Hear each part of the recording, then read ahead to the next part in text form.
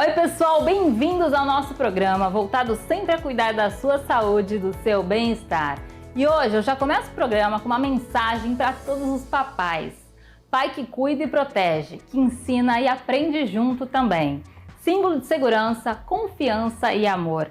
Todos os papais são heróis, pois quem se dedica e luta, seja como for, sempre será um herói. E sempre podem e devem ser lembrados pela sua força e sua garra. Alguns não podem estar presentes por algum motivo, e outros já estão mais perto de Deus, olhando e auxiliando lá de cima. E aos papais de coração, capazes de dar a vida e se doar por inteiro. Todos esses merecem nossa homenagem e nossa gratidão. E não podemos esquecer das mamães também, que às vezes precisam exercer os dois papéis para cuidar dos seus filhos. O que importa é sempre o amor. E hoje, em especial, agradeço ao meu pai, meu anjo aqui na terra, que sempre está do meu lado, me apoiando e se doando por inteiro. Nunca vi alguém com uma alma tão pura, iluminada, que me inspira, que me ensina o que é o amor ao próximo e que eu tenho a honra e o orgulho de conviver e de ser filha. Então hoje, gente, o programa vai ser especial com ele, meu pai, meu herói da vida, e também é médico dermatologista. É com imenso orgulho que eu vou recebê-lo aqui no nosso programa, um bate-papo bem gostoso nesse dia tão especial. Vamos falar sobre a vida dele de lutas, sobre medicina, sobre esporte, principalmente sobre cuidar do ser humano, algo que ele faz com maestria. Hoje o nosso programa está mais que especial nesse Dia dos Pais. E para iniciar então nosso programa tão especial, eu vou receber o Dr. Oswaldo Gomes Júnior. Ele é médico dermatologista e com muito orgulho, meu anjo, meu pai. É com muita emoção ter ele aqui no meu programa nesse final de semana tão especial de comemoração dos pais, porque sem ele nada seria possível. É o meu grande incentivador, junto com a minha mãe e com a minha irmã, e meu parceiro também na busca comercial do programa. Inclusive, esse estúdio que a gente está aqui gravando, aqui em Santos, é o consultório dermatológico dele. Ele, como eu costumo falar, né, meu anjo, ele é a minha maior referência de Deus, né? Ele é muito religioso, então ele para mim é como se fosse Jesus Cristo aqui para mim na terra, na minha família. Então é um amor muito grande, ele é a pessoa que eu tanto admiro, meu pai. Bem-vindo aqui ao nosso programa. É um grande prazer, Paulo, estar aqui no seu programa, né? E os pais sempre querem ver o melhor para os seus filhos. Eu não sou diferente, né? Ver que você está bem, ver que a sua irmã está bem, é um motivo de satisfação para mim, motivo de alegria, né?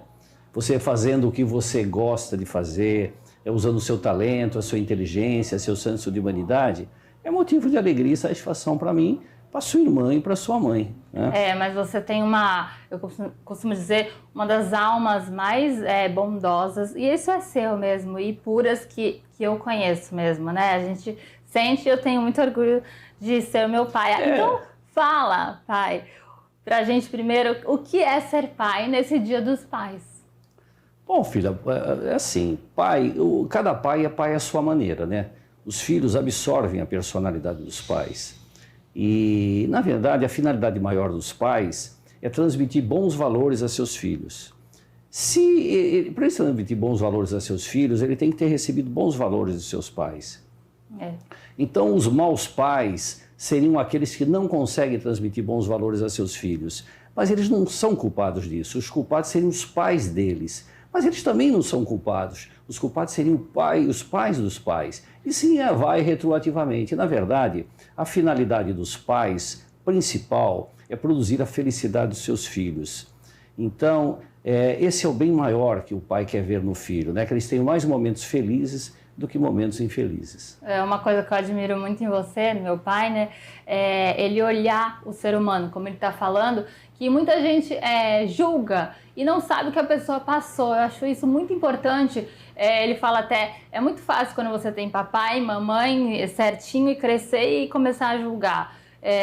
A gente precisa ensinar mais do que julgar, né? Do que condenar, porque a gente não sabe o que a pessoa passou, né? A gente às vezes fala, nossa, até que ela se saiu bem na vida adulta, né? Porque de tanto sofrimento, de tantas coisas que passou na vida, a pessoa tem que aprender e a gente precisa estar aberta a ensinar e principalmente, primeiro, olhar o outro com amor, né, pai? Sim, isso é fundamental, isso é fundamental. O ser humano. E o que é também ser médico, né? Meu pai é médico, ele não gosta muito de, né, promover, mas ele é assim, excelente médico, dermatologista, um profissional maravilhoso que todo mundo, aliás, que vem até aqui, amigos dele, elogiam ele. Então, o que é para você ser médico?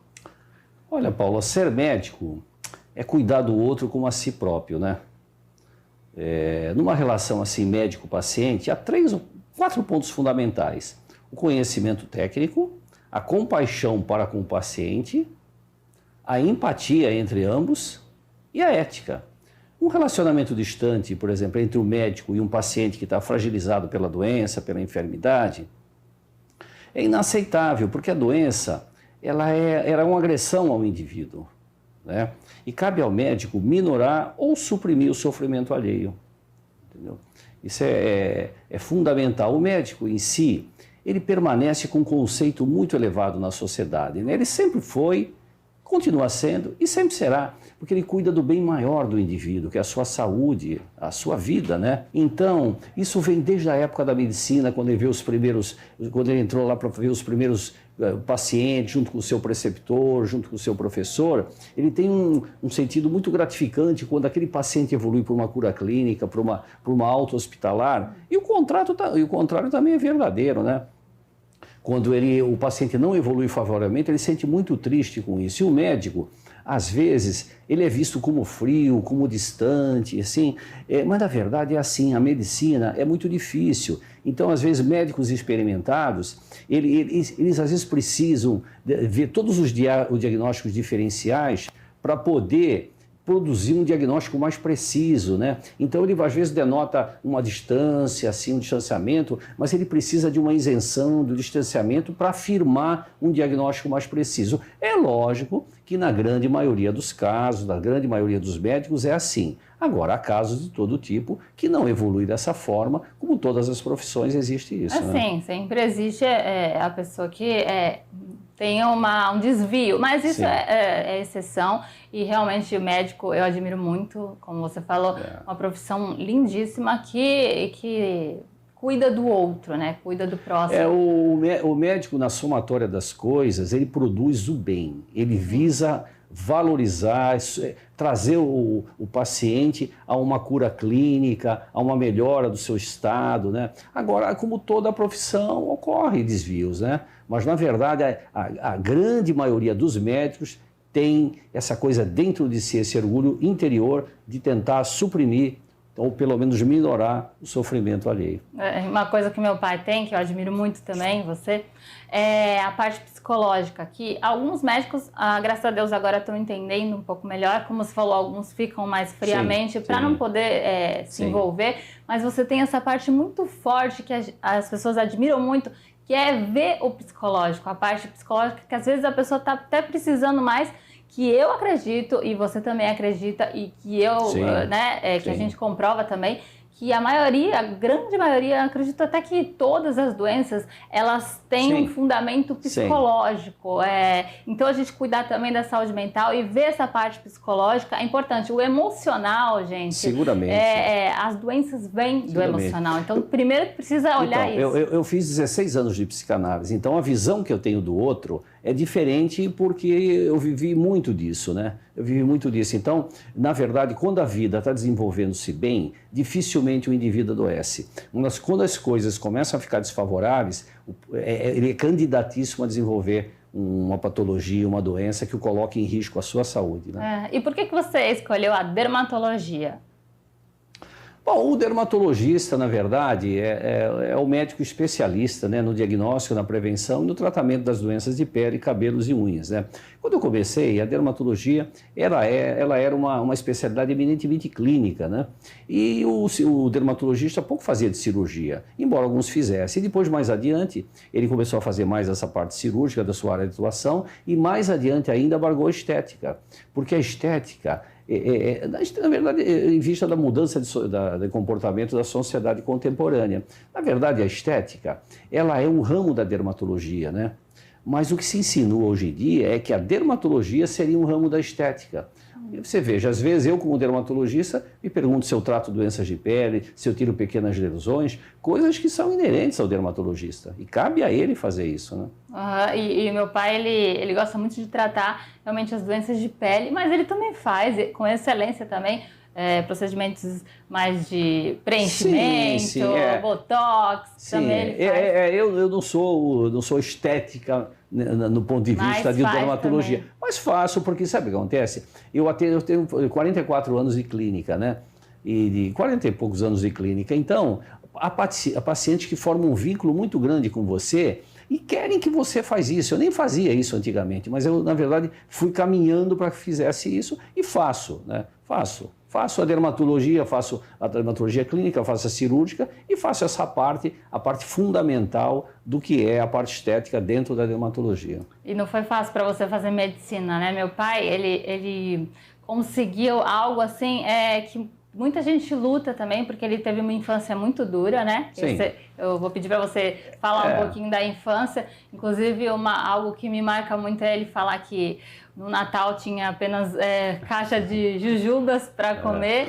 E ele realmente teve uma infância assim, de lutas que a gente nem imagina, nem ele contando, que eu admiro muito. Então, ele é um grande herói, porque ele se reergueu de uma maneira assim, maravilhosa. Então, assim, eu admiro demais. É assim, né, Paula? Então, eu, quando eu nasci, os meus pais até tinham uma boa condição financeira, né? Mas em poucos anos tudo se perdeu. Meu pai faleceu com 9 anos de idade, a minha mãe com 5 anos de idade adoeceu, embora tenha vivido até os 83, não foi uma vida isenta de problemas. E eu me criei no bairro Chinês. O bairro Chinês, ninguém praticamente conhece o bairro Chinês, mas você vindo da entrada da cidade, passando ali, vindo de São Paulo, na entrada da cidade, passando o cemitério, depois você passa o cemitério ali, você tem um caminho que é obrigatório. Ali, mais adiante, antes de chegar ao centro da cidade, ao túnel, ali é o bairro Chinês. E dali, muita gente boa veio de lá. O Odair Gonzalez, que foi meu amigo de infância, veio de lá. Paulo Gomes Barbosa, o pai, veio de lá, que ali do bairro Chinês emergia muito o Morro do São Bento, o Morro da Penha, o Morro do Pacheco, o Dr. Danilo, o Dr. Bonavides, o Clodoaldo, tricampeão do mundo, é de lá, o Negreiros foi craque do Santos, é de lá, né? Depois eu estudei e aí entrei na Faculdade de Ciências Médicas de Santos. Mas o problema é que a Faculdade de Ciências Médicas de Santos era particular, eu não tinha nenhuma condição financeira, absolutamente nenhuma. Eu, quando entrei na faculdade, eu morava numa casa de madeira na Vila Belmiro. Aliás, não era uma casa de madeira, era uma edícula de madeira.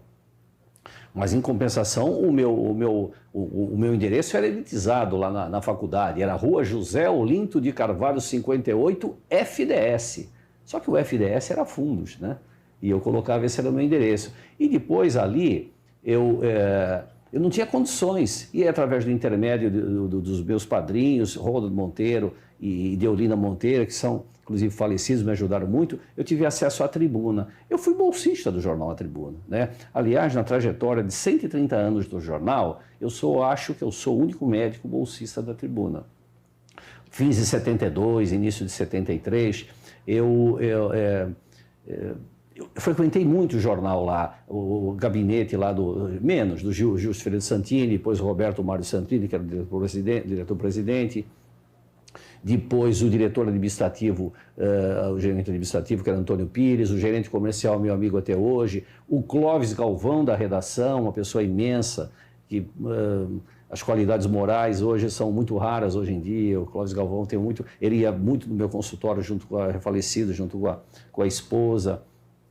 O Zé Garcia, que foi presidente do Grêmio à Tribuna. O Grêmio à Tribuna, eu atendia os funcionários e jornalistas do Grêmio à Tribuna por dentro de décadas. Em 1978, a Nadine, que era jornalista da Tribuna à época, fez uma reportagem comigo.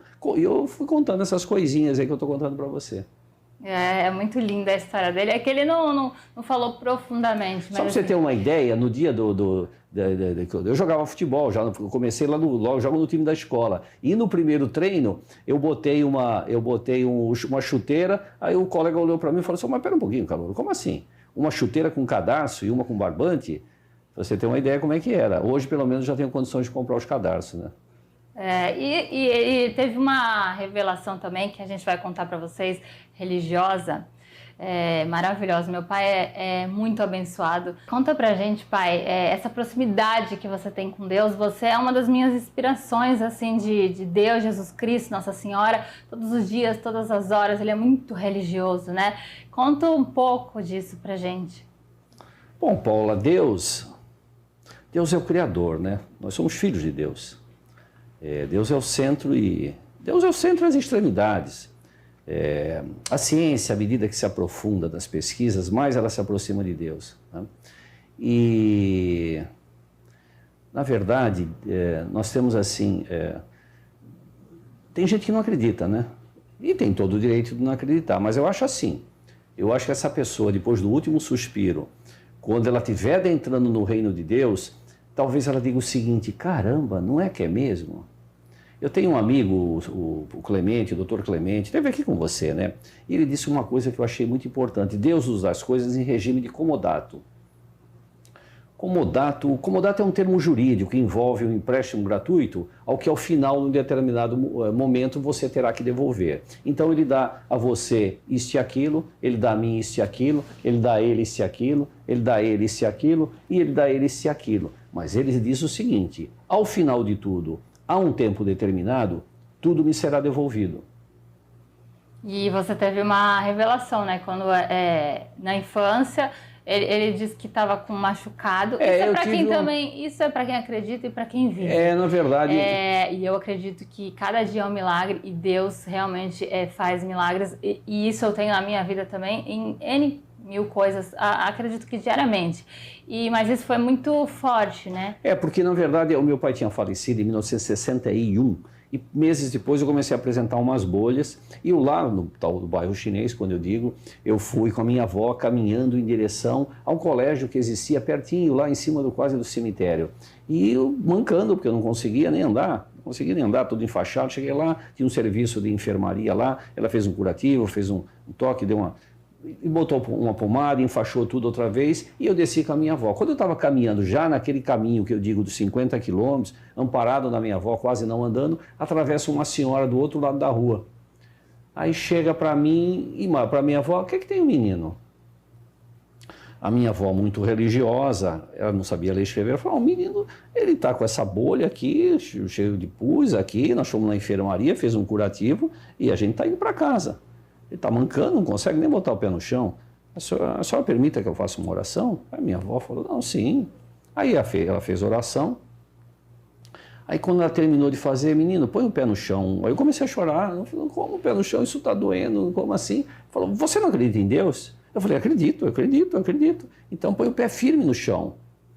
Aí eu botei o pé firme, olhei para minha avó, larguei a minha avó, saí correndo, tirei a bandagem e fui jogar futebol. Não tinha mais nada. Aí eu levei, como eu fiz psicanálise, falei com o meu grande amigo, né? Aprendi muito com ele, mas ele disse que não, você incutiu aquilo dentro de você e aquilo você caminhou porque você colocou aquilo dentro da sua condição, achando que você podia fazer. Eu falei: não, pode parar. Hoje, como dermatologista, isso é absolutamente inconcebível, né? O meu pai também é poeta, ele é escritor. Ele escreve assim lindamente, ele deveria ser até reconhecido, mas eu acho que isso não precisa, ele sabe o quanto ele é bom. E ele fez 5 livros, fala um pouquinho deles, qual foi a inspiração deles? Um foi minha mãe, inclusive. Então, esse foi o primeiro livro, 1852, o livro 1852 foi o ano que morreu Álvares de Azevedo. É um livro com sonetos românticos, poesias românticas, e eu escrevi entre 1969 e 72. Esse é um livro que eu gosto muito e, inclusive, o primeiro poema aqui, que é um soneto, foi premiado pela Academia Santista de Letras. Então, aqui estão as meninas, as loirinhas da época lá da juventude. E aqui já é o segundo livro. Esse segundo livro aqui, Nana. Quem é Nana? Nana é sua mãe, é minha esposa. Aqui está a Nana com 23 anos, agora tem 70, mas continua sendo a Nana ainda. E aqui tem poemas românticos também, muito influenciado por Ledo Ivo e Pablo Neruda, guardadas as devidas proporções, né? E gosto muito desse livro também.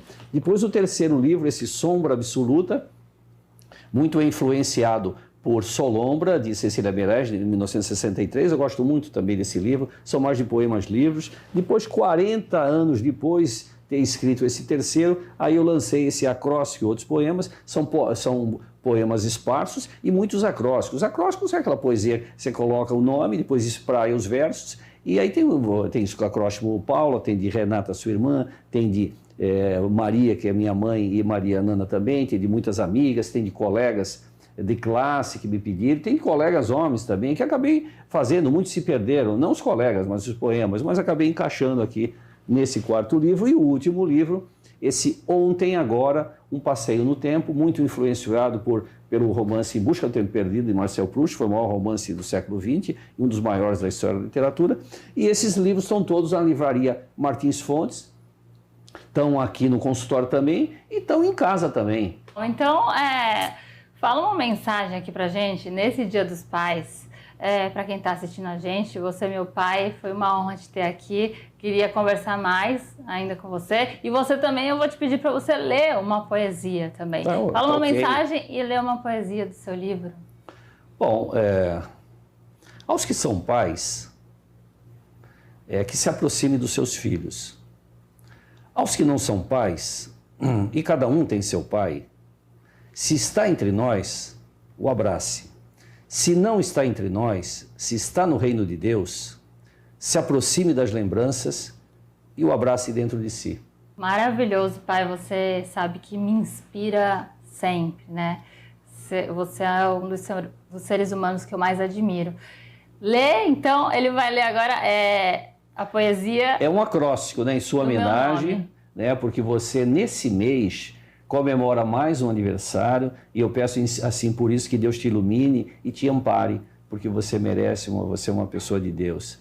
Então é assim, Paula, o acróstico, diz o seguinte: por onde caminhes na vida, ao par com o amor e a paixão, um foco de luz te acompanhe, lançando a paz concebida ao fundo do teu coração. Ai, que lindo, eu amo essa poesia, maravilhosa, pai, obrigada. Essa é a sua homenagem. Lê outra pra gente. Eu vou ler esse soneto premiado da Academia Santista de Letras para fechar.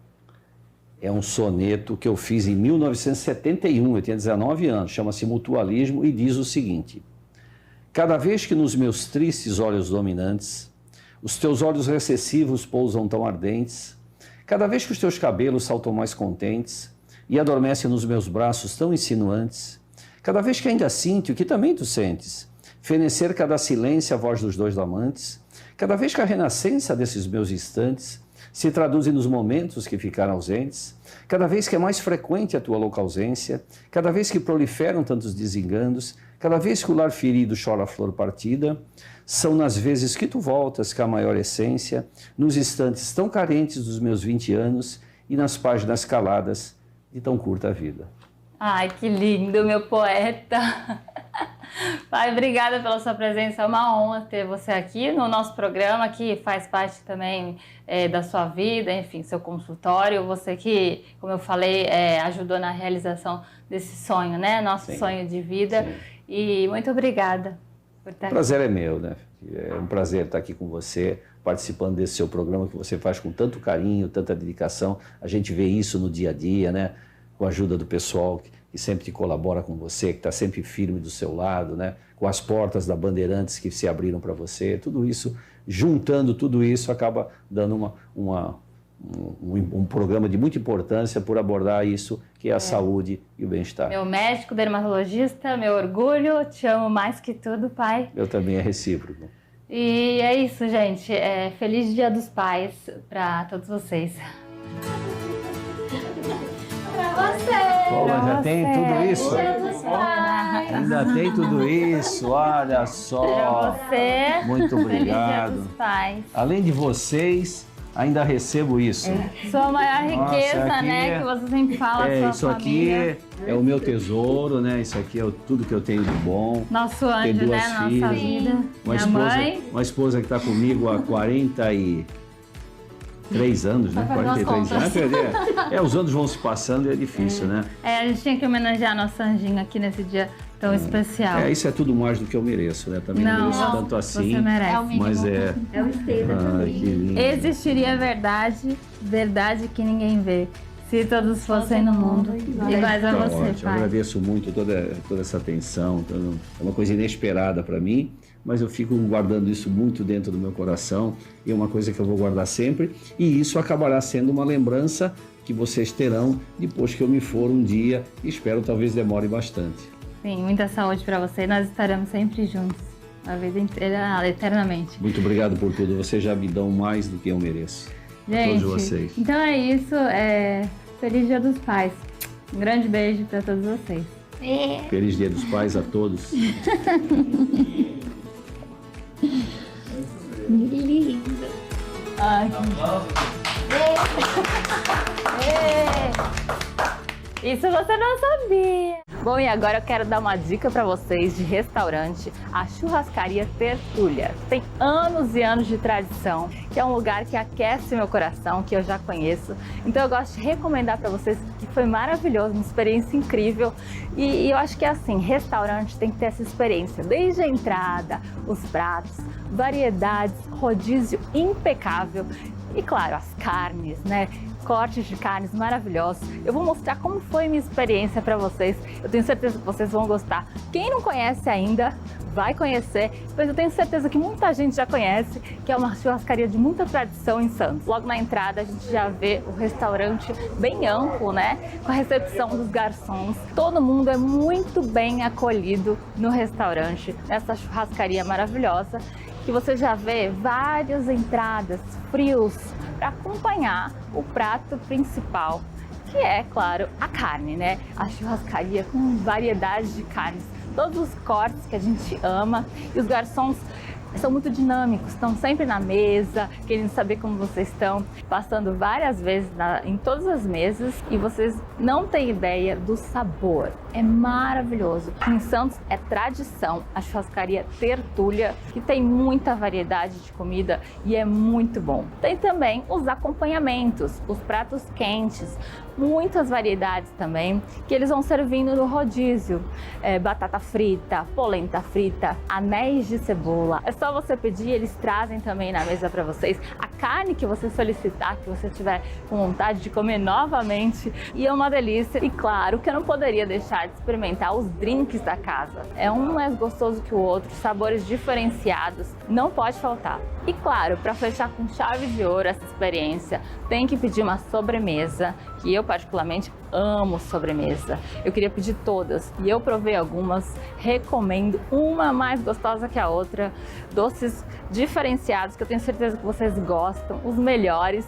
Tem um cardápio riquíssimo de sobremesas, vocês não podem deixar de pedir, que é uma delícia, é uma das partes mais gostosas da experiência mesmo, da churrascaria Tertúlia aqui da cidade de Santos. Vocês viram? Foi uma experiência maravilhosa, um momento especial mesmo, que eu quis dar essa dica para vocês. Então, para quem quiser conhecer, tá aqui o endereço dessa churrascaria maravilhosa, Churrascaria Tertúlia, para quem não conhece e para quem já conhece também, para ir novamente, tá cada vez melhor.